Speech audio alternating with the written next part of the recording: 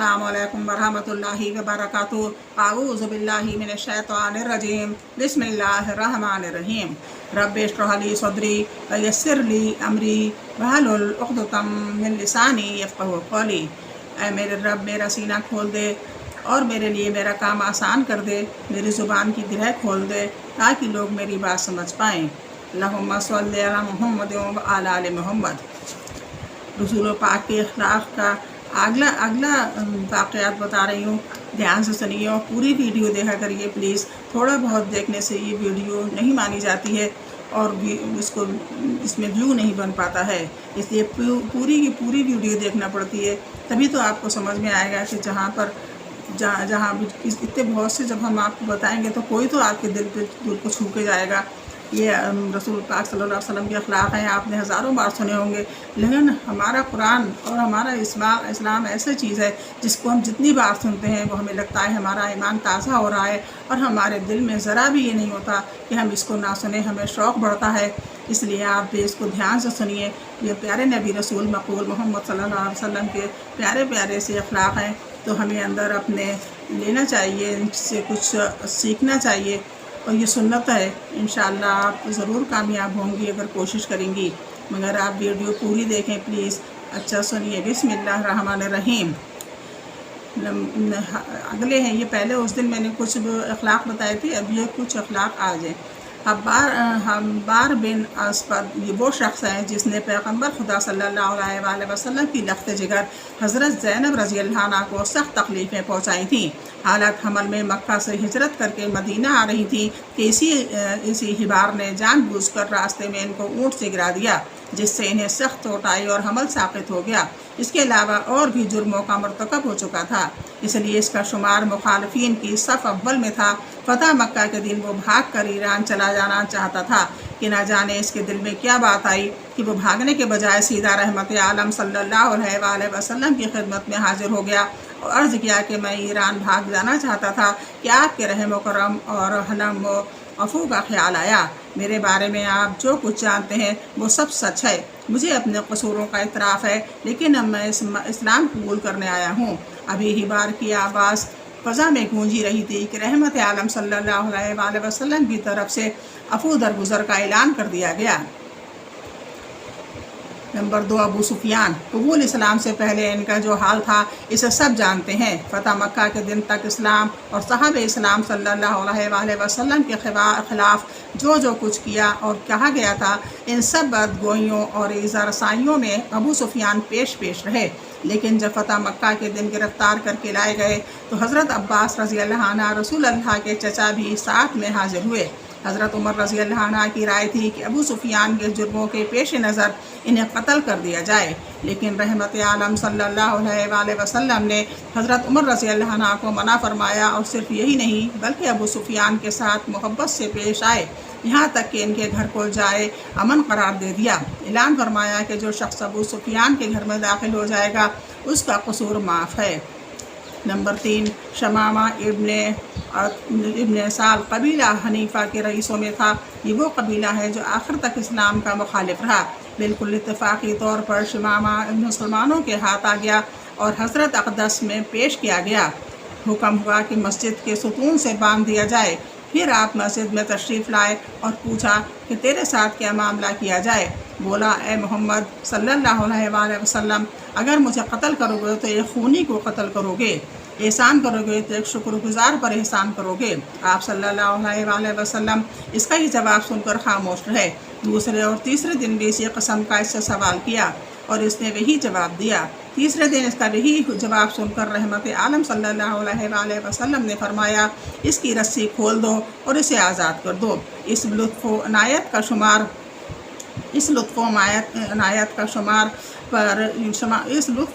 शमामा पर यह असर हुआ कि करीब के एक दरख्त की आड़ में जाकर गुस्ल किया और मस्जिद में हाजिर होकर कलमा पढ़ा और मुसलमान हो गया और अर्ज़ किया, या रसूलल्लाह, दुनिया में कोई शख्स मेरी नज़र में आप सल्लल्लाहु अलैहि वसल्लम से ज़्यादा बुरा न था, लेकिन अब आपसे ज़्यादा दुनिया में मुझे कोई महबूब नहीं। कोई मज़हब आपके मज़हब से ज़्यादा मेरे नज़दीक बुरा न था और अब वही सबसे ज़्यादा प्यारा है। कोई शहर आपके शहर से ज़्यादा नापसंद न था اور اب وہی سب سے زیادہ پسندیدہ ہے۔ نمبر 3، قریش نے آن حضرت صلی اللہ علیہ وآلہ وسلم، آپ صلی اللہ علیہ وسلم کے خاندان اور آپ صلی اللہ علیہ وسلم کے اصحاب پر جو مظالم ڈھائے اسے دنیا جانتی ہے۔ شیب ابی طالب ایک پہاڑی غار میں 3 برس تک آپ صلی اللہ علیہ وسلم کو، آپ کے خاندان کو قید رکھا گیا، دانا پانی تک روک دیا گیا، بچے بھوک سے روتے اور بلکتے رہے تھے۔ قریش ان کی آہ و بکا سن کر رحم کی بجائے اور خوش ہوتے تھے، لیکن ان کے مقابلے میں رحمت عالم صلی اللہ علیہ وآلہ وسلم نے ان کے ساتھ کیا صرف یہی ایک واقعہ حضرت صلی اللہ علیہ وآلہ وسلم کے اخلاق کریمانہ کے ایک بے مثال نمونے کے طور پر پیش کیا جا سکتا ہے۔ انہوں نے اتنا زیادہ ان پر پابندی لگا دی تھی، ان کا دانا پانی بند کر دیا گیا تھا، لیکن انہی لوگوں کو محمد صلی اللہ علیہ وسلم نے فتح مکہ کے بعد معاف کر دیا۔ ان کا یہ قصہ یہ ہے، مکہ میں غلہ یمامہ سے آتا تھا، یمامہ کے رئیس وہی شمامہ تھے جن کا ذکر ابھی گزرا۔ یہ مسلمان ہو کر جب مکہ گئے تو قریش نے تبدیلی مذہب پر ان کو طعنے دیے۔ شمامہ نے غصے میں آ کر قسم کھائی کہ خدا کی قسم اب رسول اللہ صلی اللہ علیہ وآلہ وسلم کی اجازت کے بغیر گیہوں کا ایک دانہ تم کو نہیں ملے گا۔ اس بندش سے مکہ میں غلے کا کال پڑ گیا۔ قریش گھبرائے اور اللہ کے رسول صلی اللہ علیہ وآلہ وسلم کی خدمت میں قاصد بھیجا۔ حضور صلی اللہ علیہ وآلہ وسلم کو ان کی حالت پر رحم آ گیا اور شمامہ رضی اللہ عنہ کو کہلا بھیجا کہ بندش اٹھا لو، تب جا کے مکہ والوں کو اللہ مل پایا۔ یہ تھا برتاؤ نبی کریم صلی اللہ علیہ وآلہ وسلم کا۔ ان کے ساتھ جو جانی دشمن تھے، ہر وقت خون کے پیاسے اور ایذا رسانی کی جو شکلیں ان کے بس میں تھی، اس میں کوئی کسر باقی نہ رکھی تھی، لیکن اللہ کے رسول صلی اللہ علیہ وآلہ وسلم نے ان کو بھی تکلیف دیکھی، لیکن اللہ کے رسول صلی اللہ علیہ وسلم سے ان کی تکلیف دیکھی نہ گئی اور اپنے جانی دشمنوں کے ساتھ بھی وہ برتاؤ کیا جو اللہ کے نبی کی شان ہو سکتی ہے۔ حضرت صلی اللہ علیہ وسلم کا برتاؤ مشرک و کافر کے ساتھ، رحمت عالم صلی اللہ علیہ وسلم کو ملک عرب کے کچھ حصوں پر حاکمانہ اقتدار حاصل ہو چکا تھا جو ملک کے دوسرے حصوں پر بھی اثر انداز ہو رہا تھا۔ اس وقت مخالفین کا زور ختم ہو چکا تھا اور آن حضور صلی اللہ علیہ وسلم کو پورا اختیار حاصل تھا۔ اس حالت میں بھی آپ کے حسن و خلق کا مظاہرہ ہر وقت ہوتا رہتا تھا۔ قوت و اقتدار کے دور میں بھی کوئی نہیں کہہ سکتا تھا کہ آپ صلی اللہ علیہ وآلہ وسلم کے اس بس میں ذرہ برابر فرق آیا ہو، جس کی تصدیق ذیل یہ واقعات سے ہوتی ہے۔ نمبر 1، حضرت ابو ذر غفاری رضی اللہ عنہ اپنا اسی زمانے کا واقعہ بیان کرتے ہیں جب کہ وہ اسلام نہیں لائے تھے۔ کہتے ہیں کہ میں ایک مرتبہ مدینہ میں رحمت عالم صلی اللہ علیہ وآلہ وسلم کا مہمان ہوا۔ رات کو گھر کی تمام بکریوں کا دودھ پی گیا۔ اس رات سارا گھر یوں ہی بھوکا رہا، مگر حضور صلی اللہ علیہ وآلہ وسلم نے کچھ نہ فرمایا۔ نمبر 2، حضرت ابو ہریرہ رضی اللہ عنہ ایک واقعہ بیان کرتے ہیں، ایک کافر رات کو آن حضرت صلی اللہ علیہ وآلہ وسلم کا مہمان ہوا۔ حضرت صلی اللہ علیہ وآلہ وسلم کا مہمان ہوا۔ حضور صلی اللہ علیہ وآلہ وسلم نے ایک بکری کا دودھ دھو کر اس کو دیا، وہ سب پی گیا۔ اسی طرح 7 بکریاں دوہی گئیں اور ہر ایک کا دودھ اس کافر کو دے دیا گیا اور وہ ہر ایک کا دودھ پیتا چلا گیا، لیکن حضور صلی اللہ علیہ وآلہ وسلم نے ذرا بھی اظہار ناراضگی نہیں فرمایا۔ اس پر آپ صلی اللہ علیہ وآلہ وسلم کے اس خلق و محبت کا یہ اثر ہوا کہ صبح ہوتے ہی وہ مسلمان ہو گیا۔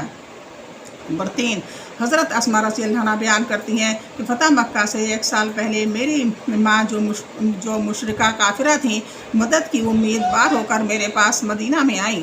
میں فکر میں پڑ گئی کہ یہ تو ابھی تک مشرک و کافر ہیں، ان کے ساتھ کس قسم کا برتاؤ کیا جائے۔ اس خیال کے آتے ہی میں حضور صلی اللہ علیہ وآلہ وسلم کی خدمت میں حاضر ہوئی اور صورتحال بیان کی۔ حضور صلی اللہ علیہ وآلہ وسلم نے فرمایا، ماں ہیں، ان کے ساتھ نیکی اور بھلائی کرو۔ ماں کے ساتھ ہمیشہ نیکی اور بھلائی کرنا ہے، چاہے وہ کسی بھی مذہب سے تعلق رکھتی ہو، اگر وہ ماں ہے تو اس کی ہمیں خدمت کرنا ہے۔ نمبر 4، حضرت ابو ہریرہ رضی اللہ عنہ کی ماں کافرہ تھیں اور اپنے پیسے کے ساتھ اپنے بیٹے کے ساتھ ہی مدینہ منورہ میں رہتی تھیں۔ جہالت کے باعث حضرت صلی اللہ علیہ وآلہ وسلم کو گالیاں دیا کرتی تھیں۔ ابو ہریرہ رضی اللہ عنہ نے رحمت عالم صلی اللہ علیہ وآلہ وسلم سے یہ کیفیت بیان کی۔ حضور نے کسی ناراضگی کے بجائے دعا کے لیے ہاتھ اٹھا دیے اور ابو ہریرہ رضی اللہ کی ماں کے حق میں دعائے خیر فرمائی، یعنی وہ اتنی ان کو گالیاں بکتی تھی پھر بھی ان کے لیے دعا کی محمد صلی اللہ علیہ وسلم نے، اور بعد میں وہ ایمان لے آئی تھیں۔ نمبر 5، رحمت عالم صلی اللہ علیہ وآلہ وسلم کے گھر کا سارا کاروبار حضرت بلال رضی اللہ کے سپرد تھا۔ روپیہ پیسہ بھی انہی کے ہاتھ میں رہا کرتا تھا۔ پیسہ نہ ہونے کی صورت میں بلال رضی اللہ سامان قرض لے آتے تھے اور جب کہیں سے آتا تو ادا کر دیتے۔ ایک مرتبہ بازار جا رہے تھے کہ ایک مشرک نے دیکھا تو کہا مجھ سے قرض لے لیا کرو۔ حضرت بلال رضی اللہ عنہ نے منظور کر لیا اور اس سے لین دین شروع کر دیا۔ ایک دن حضرت بلال رضی اللہ اذان دینے کے لیے کھڑے ہوئے تو وہ مشرک چند سوداگروں کو ساتھ لے کر آیا اور بلال رضی اللہ سے کہا کہ او حبشی۔ بلال رضی اللہ عنہ نے اس کی بدتمیزی کے جواب میں اظہار ناراضگی کے بجائے صرف لبیک ہاں جناب کہا۔ مشرک بولا کچھ خبر ہے؟ قرض کی ادائیگی کے لیے صرف 4 دن کی مہلت رہ گئی ہے، اس درمیان اگر قرض ادا نہیں کیا تو تجھ سے بکریاں چروا کر چھوڑوں گا۔ بلال رضی اللہ عنہ عشاء کی نماز ادا کر کے حضور اکرم صلی اللہ علیہ وآلہ وسلم کی خدمت میں حاضر ہوئے اور سارا ماجرا بیان کر کے عرض کیا کہ پیسہ اس وقت ہے نہیں، وہ مشرک آ کر ضرور میری وصیت کرے گا، اجازت دیجیے کہ کہیں چلا جاؤں، جب قرض ادا کرنے کی سبیل نکل آئے گی تو واپس آ جاؤں گا۔ رات کو جا کر اس طرح سوئے کہ سامان جوتی ڈھال اور تھیلا سر کے نیچے رکھ کر سوئے۔ صبح اٹھ کر وہ کچھ تیاری کر ہی رہے تھے، ایک شخص دوڑتا ہوا آیا اور کہا کہ سرکار دو عالم صلی اللہ علیہ وآلہ وسلم نے یاد فرمایا ہے۔ حاضر خدمت ہوئے تو دیکھا کہ 4 اونٹ غلے سے لدے دروازے پر کھڑے ہیں۔ حضور صلی اللہ علیہ وآلہ وسلم نے فرمایا مبارک ہو، یہ اونٹ رئیس فدق نے بھیجے ہیں۔ بلال رضی اللہ عنہ اونٹ بازار لے گئے، سب سامان فروخت کر کے مشرک کا قرض ادا کر دیا اور مسجد نبوی میں حاضر ہو کر عرض کیا کہ سارا قرض ادا ہو گیا۔ یہ واقعہ اس وقت کا ہے جب کہ فتح ہو چکا تھا۔ ہجرت کا 7واں سال تھا۔ بلال رضی اللہ عنہ حضور صلی اللہ علیہ وآلہ وسلم کے مقرب خاص اور گھر کے منظم تھے۔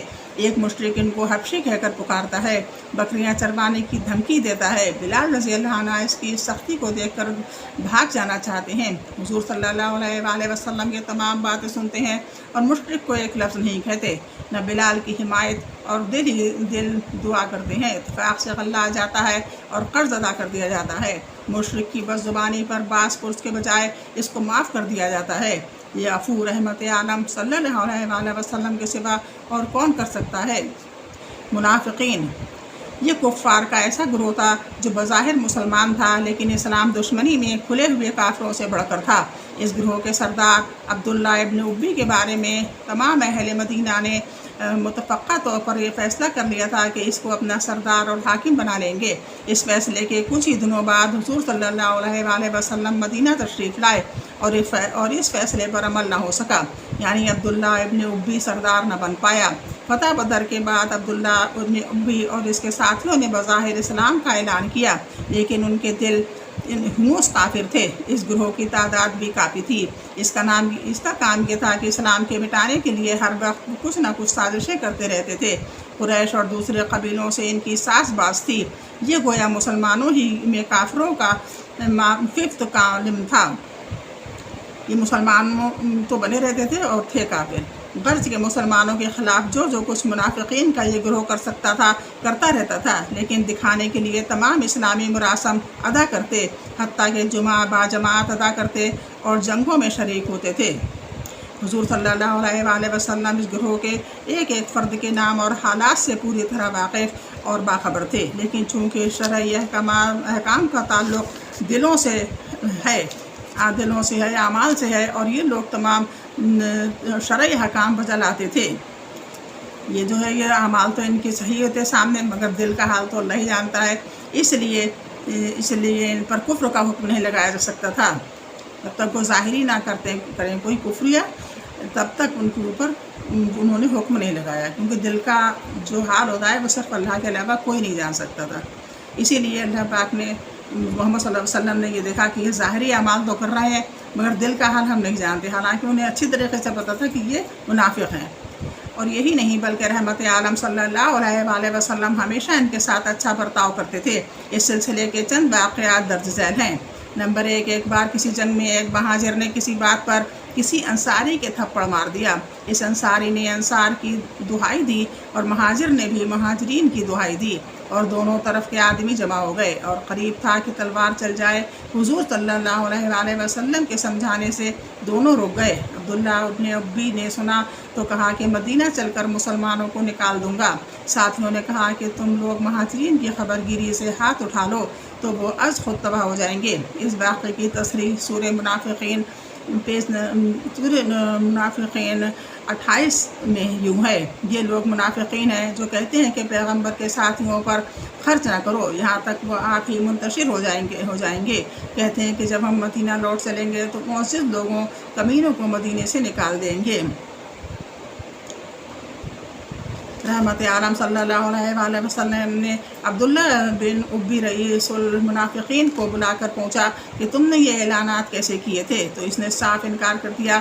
حضرت عمر رضی اللہ عنہ نے جو مجلس میں موجود تھے عرض کیا، یا رسول اللہ، یہ منافق ہے، اجازت ہو تو گردن اڑا دوں؟ فرمایا، نہیں، لوگ چرچا کریں گے کہ محمد صلی اللہ علیہ وآلہ وسلم اپنے ساتھیوں کو قتل کرتے ہیں۔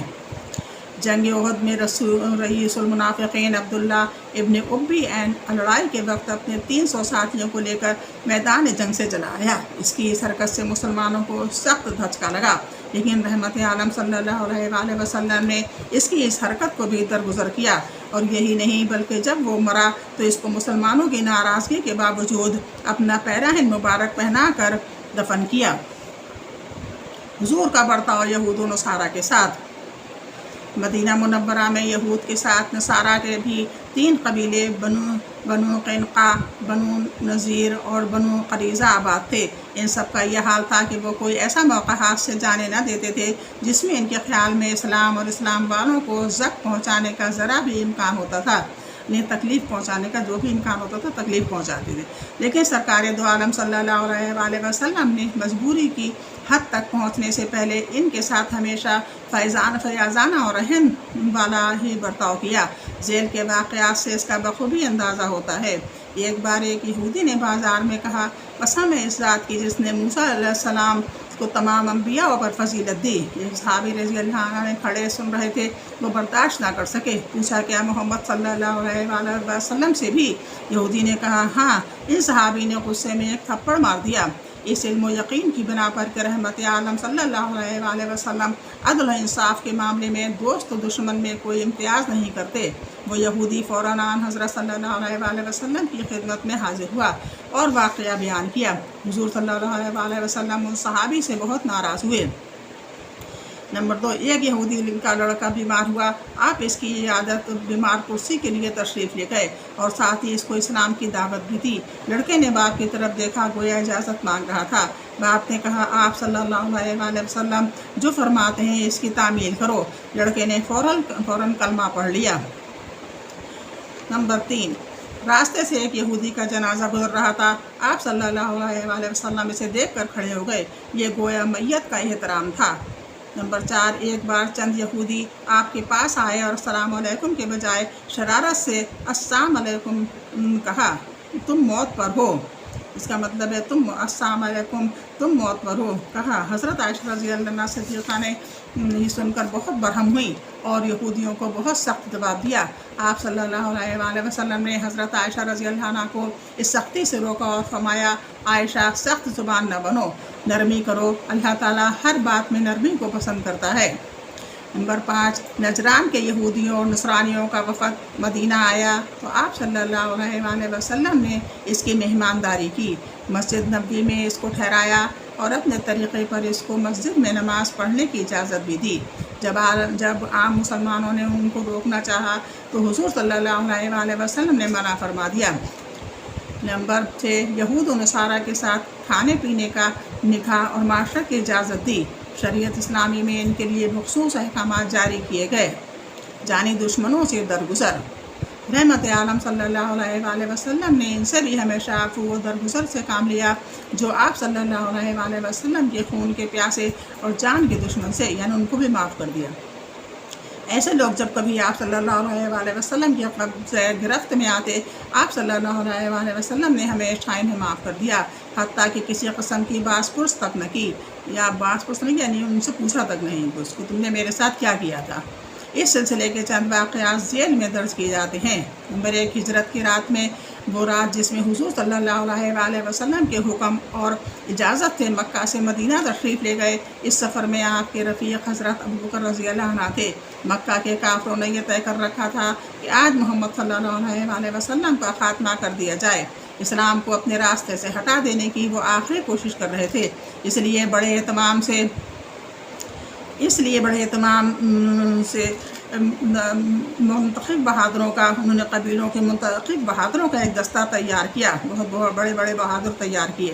کاشائن نبوت اور رسول اللہ کا گھر کا محاصرہ کیے، ان کے گھر کا محاصرہ کر لیا، یعنی چاروں طرف سے گھر گھیرا ڈالے رہے، لیکن اللہ تعالیٰ کی مشیت مرضی کچھ اور ہی تھی۔ حضور صلی اللہ علیہ وآلہ وسلم کی گرفت میں نہ آ سکے اور منزل بمنزل راہ طے کرتے ہوئے مدینہ منورہ پہنچ گئے۔ مدینہ میں مسلمانوں نے آہستہ آہستہ طاقت حاصل کر لی اور مکہ کے کافروں اور ان کے ساتھیوں سے بہت سی جنگیں لڑیں۔ آخری جنگ فتح مکہ تھی۔ اس جنگ میں مسلمان کامیاب ہوئے۔ قریش کے دوسرے قبیلوں کے بڑے بڑے سردار مسلمانوں کی گرفت میں تھے۔ اس وقت موقع تھا کہ ایک ایک سے اس کی حرکتوں کا بدلہ لیا جائے، لیکن دنیا جانتی ہے کہ عفو و درگزر کے اعلان کے سوا رحمت عالم صلی اللہ علیہ وآلہ وسلم کی زبان مبارک پر کوئی دوسرا کلمہ نہ تھا۔ سراقہ ابن جسم وہ شخص جو 100 اونٹ انعام کے لالچ میں حضور صلی اللہ علیہ وآلہ وسلم ہجرت کی رات میں 7 بج کر نکل گئے، تو کافروں کو بڑا غصہ آیا اور اعلان کیا کہ جو شخص محمد صلی اللہ علیہ وآلہ وسلم کا سریہ زندہ گرفتار کر کے لائے گا، اسے 100 اونٹ انعام دیا جائے گا۔ سراقہ انعام کے لالچ میں حضور صلی اللہ علیہ وآلہ وسلم کی تلاش میں چل پڑا اور آخر آپ کو پا لیا۔ چاہتا تھا کہ گھوڑا بڑھا کر گرفتار کر لے، لیکن ایک بار نہیں کئی بار ایسے عجائبات کا سامنا کرنا پڑا کہ اس کے حواس ٹھکانے نہ رہے۔ آخرکار مجبور ہو کر اس نے توبہ کی اور رحمت عالم صلی اللہ علیہ وآلہ وسلم سے درخواست کی کہ مجھے امان کی سند لکھ دی جائے۔ درخواست قبول ہوئی اور سند امان لکھ کر دے دی گئی۔ یہی سراقہ فتح مکہ کے دن مسلمان ہو کر حلقہ اسلام میں داخل ہوئے، لیکن حضور صلی اللہ علیہ وآلہ وسلم نے ان کی اس حرکت کے بارے میں کبھی دریافت نہ فرمایا۔